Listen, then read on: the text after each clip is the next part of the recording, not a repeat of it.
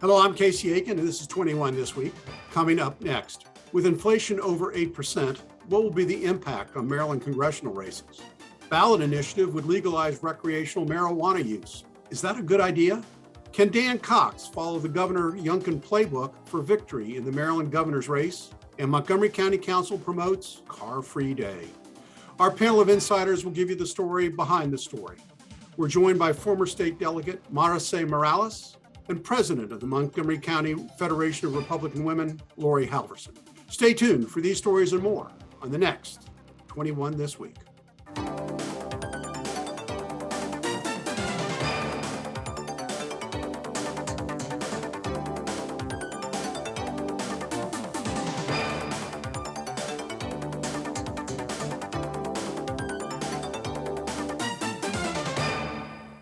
Inflation hit 8.26% last month, the highest it has been since 1981. According to experts, the average American family will have to spend an additional $11,000 just to get by this year. Maricé, is this going to have an impact on the elections? After hitting a low of 37.5% in July, President Biden's approval rating has ticked up to over 5% to 42.7 in the 538's presidential approval tracker. Is that good news for Democrats, or will inflation cause voters to want to change direction? Look, we have all really felt the impact of inflation. However, we have also seen at least 9 consecutive weeks of prices leveling up, gas prices going back to normal. And I do think that the American public, they understand that this is really a consequence of the pandemic. And of course, the Biden administration, although we do see an increase in some of his polls, I'm going to be honest. I'm a progressive Democrat. I'm a millennial, and even still with even with some of the student debt forgiveness, I really believe that President Biden is struggling to get support from a lot of some of the younger voters in my party. But I do think that inflation, at least, as people see that the prices are starting to regulate themselves, that hopefully, at least at the local level in state politics, that people will still be motivated more so about national issues like abortion rights and the like. But it's going to be tough to tell if folks are going to be motivated enough to stick to the party line. We don't know. It's really a toss up. All right, so Lori, as Democratic advisor James Carville infamously said about the 1992 election, I wish it was the 1929 election, it's the economy, stupid.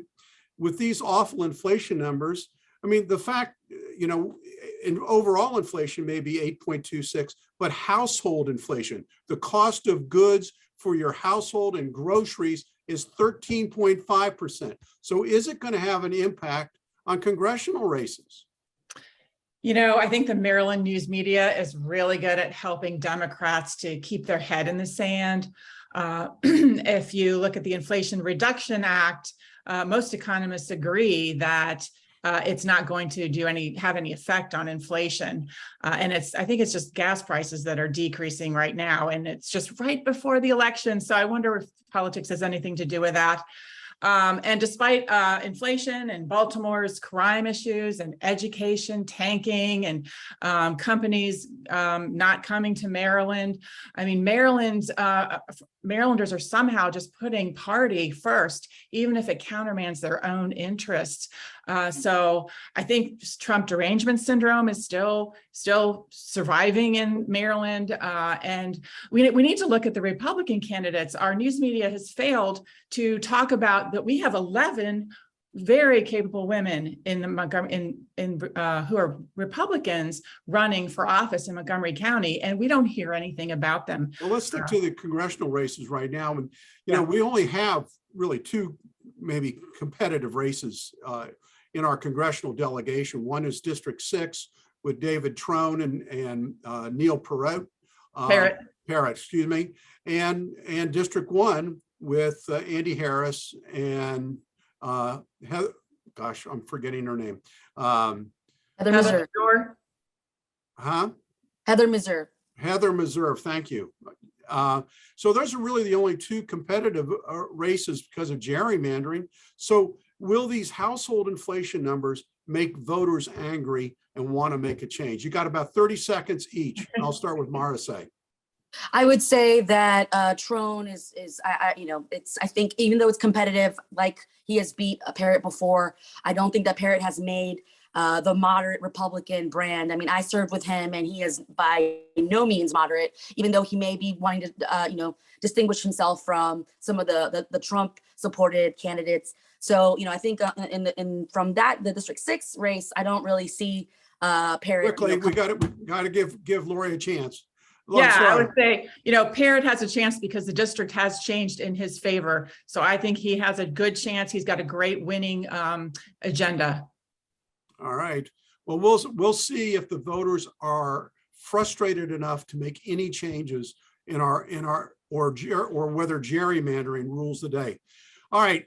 So, Maryland has several ballot initiatives on the November ballot. And each week up until Election Day, we will examine one of the questions, and I'll take them in order of what I consider importance. And Marissa, the most significant question on the ballot is question 4, that adds not just the right, but a constitutional right for legalized use of marijuana by adults over 21. Is this a good idea?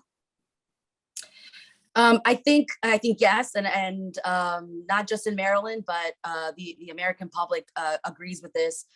We know 18 states and the District of Columbia have recreational marijuana laws on their books. So Maryland is actually lagging behind Virginia even. And out of the legislature when we passed the decriminalization of marijuana, and it was always kind of, the progressive groups still coming back and saying, overwhelmingly Marylanders support recreational marijuana. And I'm just excited that we're finally here. I'm a little concerned that most Maryland voters and what we call super voters aren't even aware that this is on the ballot. So I do believe that as we get closer to the November general election, that people will get more attuned, and aware of this ballot question. Lori, Alex Berenson, when he was with the New York Times, wrote a remarkable book about the dangers of marijuana use and how there are not only health dangers from addiction, but also societal dangers like driving under the influence. Is this a good idea to make this a constitutional right? I think when you look at the real reason that our state is trying to have this referendum, it's for revenue. It's not because they think this will be better for Marylanders. If you look at what they did, it's a smoke and mirrors way to get more revenue. The same thing they did with the gambling referendum. It's got 500 chemicals in it, and it's 3 times more dangerous or more potent with the THC levels than it was 25 years ago. There's no evidence of the long-term effects yet of this. Children will definitely have easier access when it's legal.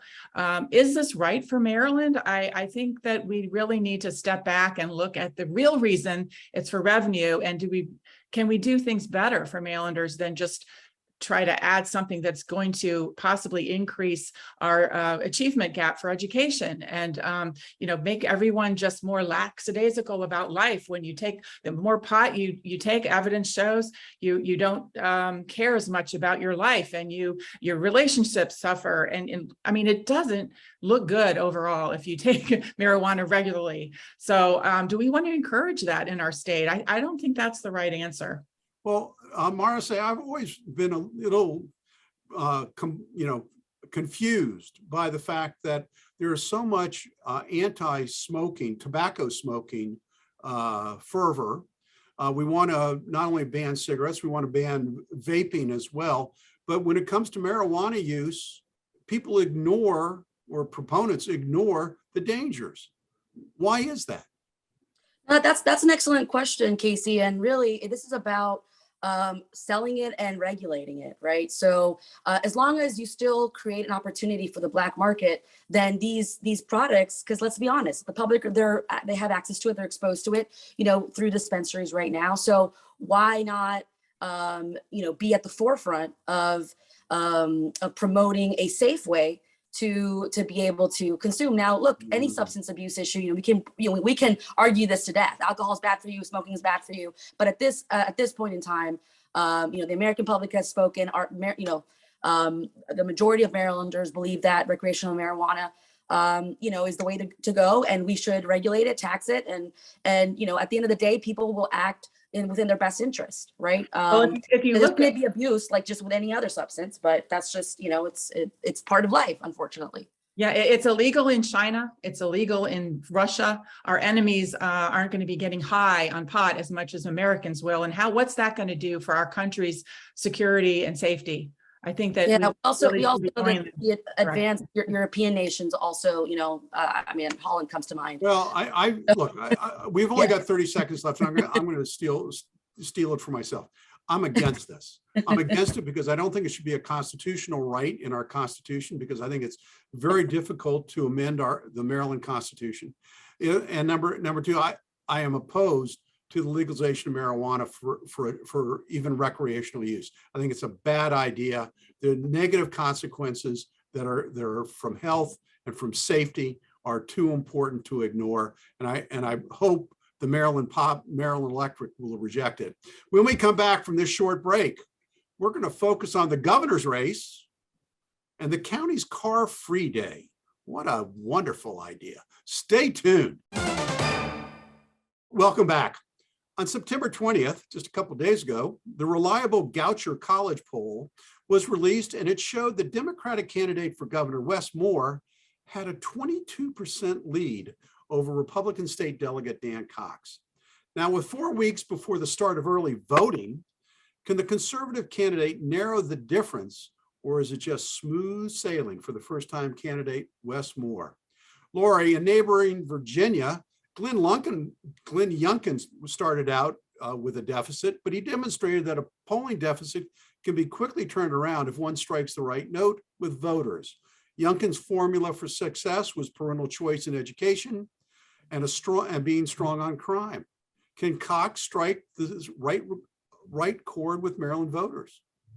Well, if you remember in 2014, Larry Hogan was really supposed to lose by a lot, by 9.7% of the vote. And there was a famous reputable 538 poll said that Brown was going to have a 94% chance of winning. And look what happened. Larry Hogan won. So I think there's a really good chance that Dan Cox could win, despite what we're hearing. So I think, Youngkin was in a different climate in Virginia, though. Parents were really coming out against some things that were happening in their schools, but we're not seeing that in Montgomery County. We are seeing it in other parts of the state, though, because that's why we have Lieutenant Governor candidate Giordana Schiffinelli. She really got known because of her efforts in her area. I think I forget where she's from, somewhere on the coast, I think of, but she did really well. So I think Youngkin's policy, what happened over in Virginia may not happen as easily here in Maryland, but we've got inflation behind us. And I think there is, the policies are what are important. And when you look at what Dan Cox is talking about, he's talking about issues. Wes Moore is attacking with saying that he's dangerous and all that. He's kind of following the same practices that Anthony Brown was doing when he was running against Larry Hogan, by just calling him dangerous. That both of them called each other dangerous. So I do think if you look at the strategies of and agenda that Dan Cox has, he's got the winning message. So I think if voters listen to that, and hopefully they will. Let's see what Morrissey has to say about that. And yeah, I would. Morrissey, nationally, they say that, the Republicans say that school choice is the magic bullet, and candidate Cox is an advocate of school vouchers. And according to Carissa Campos Spivey, director of Consejo de Opciones Escolares, would help Hispanic students break through the achievement gap. So is this going to be attractive for Latino voters? This is not something new that we've seen. This is something that's worked in places like in Florida.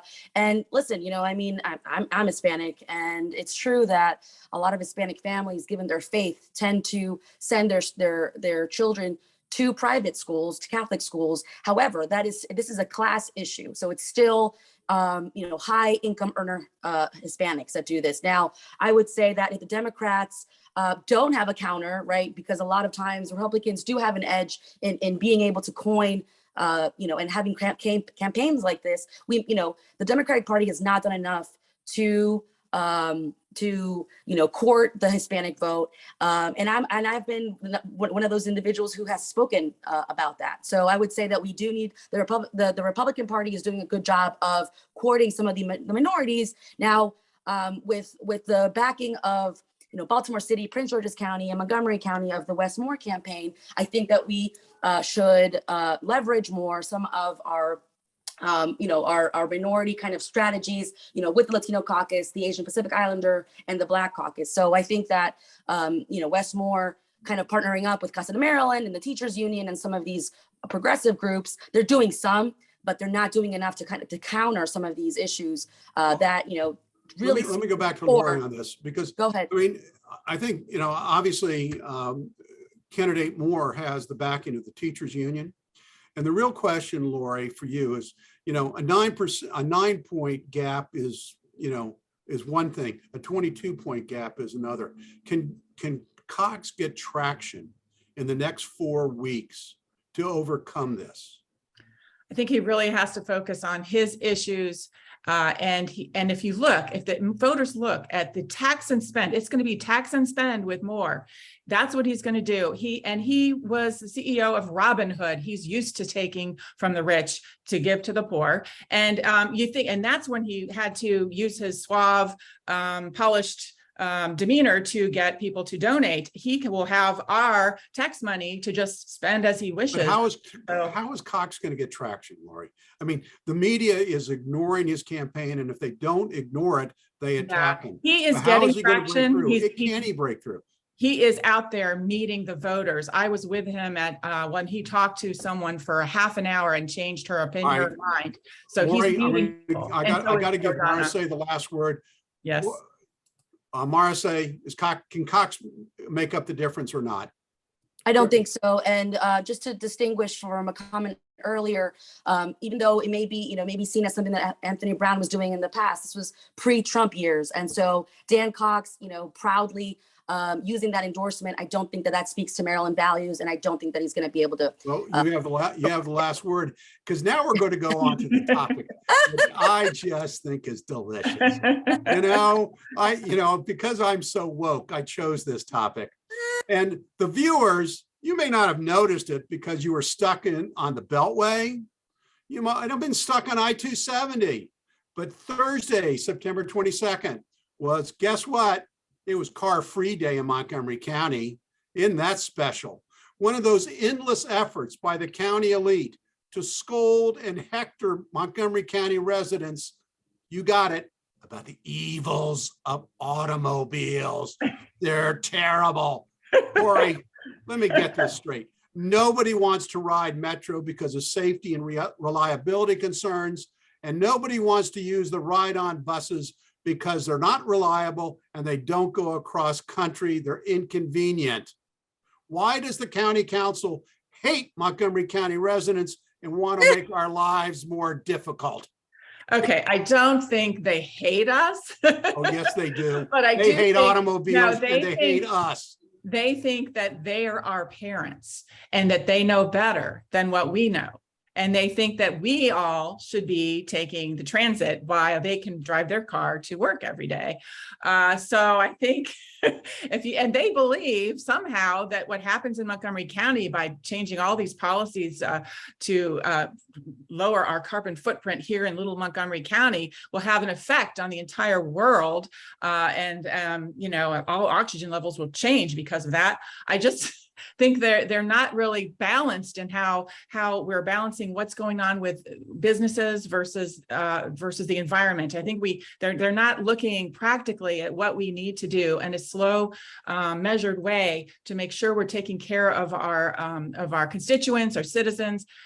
We've got to do better and just not make up these crazy policies that are really pretty impossible to accomplish. Right. So I want to go to Marcy, because Marcy, you're in a unique position. You represented Upper Montgomery County, District 19 in the General Assembly. Those residents are dependent on automobiles for work and for their daily necessities of life. So isn't it insulting to them to tell them to take public transportation when the county is ill-equipped to provide it? People like their cars. Okay, so insulting is not a word that I would be using. And yes, I was a proud delegate of District 19, which includes home of Glenmont Station and Shady Grove. And, and I love my dear Leisure World constituents. And so, listen, we understand, people need to get into their cars. However, we are living in a, climate change crisis, and I'm looking into the future. This may be a generational issue, respectfully. But, I was one of the first delegates to endorse, Purple Line and BRT funding. So I am looking forward to the day that we finally break ground on Veers Mill Road to have the BRT. Listen, I'm in my downtown Wheaton apartment. I'm a business owner. My law office is in downtown Rockville. So I do look forward to be able to do that. How do you get to and from work? Yeah, right now I have to get into my car. Absolutely. Yeah. I mean, that's unfortunately it's where we're at. But I want to remind people that when it comes to infrastructure, that is a no-brainer for our economic incentives. I was born and raised in Arlington, Virginia, and I remember when people would talk about the county board there voting on the Orange Line being built underground or overground, and now look at where all the young people, young professionals are moving. They're flocking to the Orange Line. And listen, if we want to attract young families, that's not the only reason. And you really filibustered very well on this question. I got to wrap it up. And the last thing I'd like to know is whether any of the 9 council members, I'll be nice, actually took public transportation, walked, or rode a bike to work on car-free Thursday. What a dopey idea. Stay tuned for parting shots. And welcome back. Now with parting shots, Maricé Morales. Look, we have a very important election coming up, and I'm enthused and enthralled to have been a part of the Wes Moore campaign. And you know what?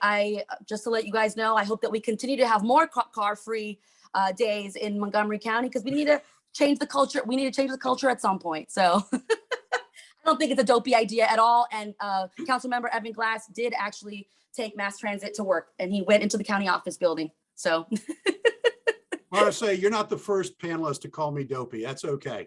So Lori Halverson, your parting shot. Okay, so I don't think it was ever mentioned about the scandal that occurred this week, where Casey Anderson had liquor in his refrigerator or cabinet at his office at work, and I just want to point out, I don't really want to place my opinion on this, but I think whatever you think, whether you think that was okay or not, tell your county councilman what you think, because they're starting to wonder if they should fire him or keep him. And I'm sure people have strong feelings one way or the other on that. So that's what I wanted to say about that. Thank you, Lori. I want to thank Lori, and I want to thank Maricé for appearing today. And I want to thank the audience for tuning in each and every week to Montgomery County's hardest hitting political talk show. For 21 this week, I'm Casey Aiken.